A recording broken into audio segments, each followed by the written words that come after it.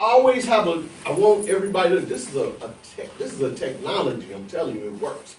When you do these one-on-ones, this is about building relationships.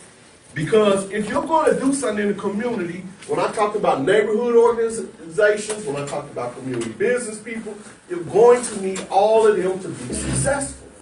And they're going to have to be on your team. But you just can't walk in there and say, well, how you doing? My name is Brother Jason. I'm with your 10,000 Fearless. Brother, I want you to come participate because this man got a business. He got everything with him. Why I need to be involved with still 10,000 Fearless? I need $10,000 in my business. So why do I need? If you don't have a relationship, and that's why we do what is called, when I was taught 3 cups of tea. How many of y'all read the book 3 Cups of Tea? Y'all remember the book to do Japanese? Huh? Japanese? Nah, 3 Cups of Tea was about a man. He went to Africa, and he wanted to build a school. And so he wanted to meet with the local teachers. Okay. He wanted to keep in mind, he wanted to build a school, but the African, he had to meet with one of the chief leaders. So before he could build the school, so when he came to the chief leader, he wanted to say, I'll tell him. Chief leader say, no, we're not going to talk about that. Sit down and have a cup of tea with him. And he wanted to know about his family. He wanted to talk to him about what man, where he grew up at, this and that. And he said, he said, we'll talk about it next time. So then he said, come on back. He wanted to meet with the man. He had a second meeting. The man began to talk more and more and more about him. And he was like, man, I'm trying to talk to this chief dude, but all he wanted to talk about is me. You know what I mean? And then it was after the 3rd cup of tea, he said, now I know you are a friend. We can talk. You know what I mean? That was important. And the man said, how you learned the lesson that? He said, you always have 3 cups of tea before you begin to ask somebody to work on a task. You don't never start off in your one-on-one asking for anything. You build a relationship. When you first investigate the person you're going to do your one-on-one with, that's the first thing you're going to do. You're going to know a little bit about them. You're going to talk about the things that interest you. You're going to listen. After that, first one-on-one. Remember I told you to write down everything you remember, the things that were important to him. Mm-hmm. And then you're going to go into the next one-on-one and use those things in that one-on-one.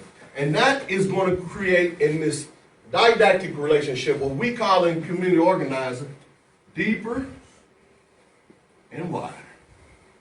What is deeper and wider? As you build this relationship, you and the person will get deeper and wider through the one-on-ones. And through that deeper and wider, when that next introduction comes in and you say, I need you to introduce me to another person, that'll be the 3rd person. This is called transference of relationships. Transference means he introduces you to somebody. And based off of his relationship, you develop a relationship with this person.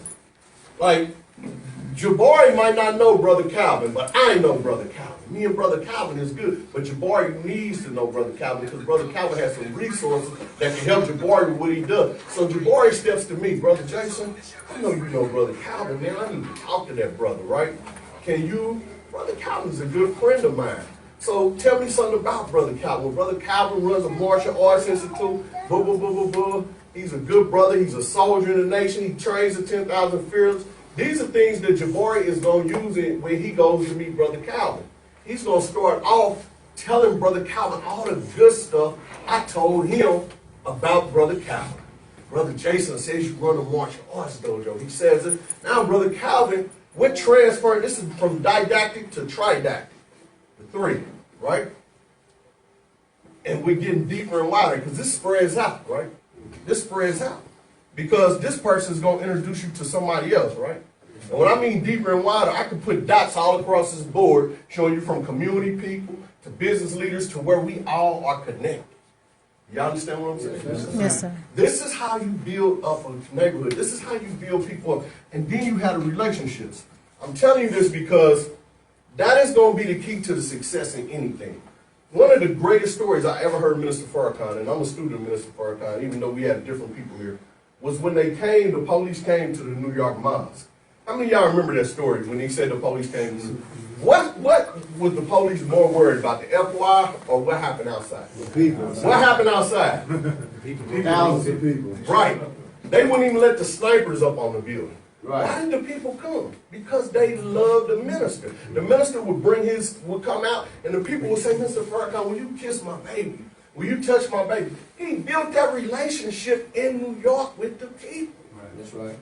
So to be successful, we're going to have to build a relationship. The business people are going to have to know us. The community people are going to have to know us. But right now, I got on red today.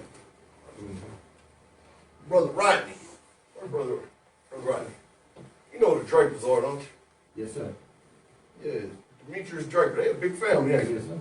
That's why I got on red and black. You know they all wear red. You know where they from. Yes, sir. But I had to go to pay my visits. I had to build. I'm building a relationship.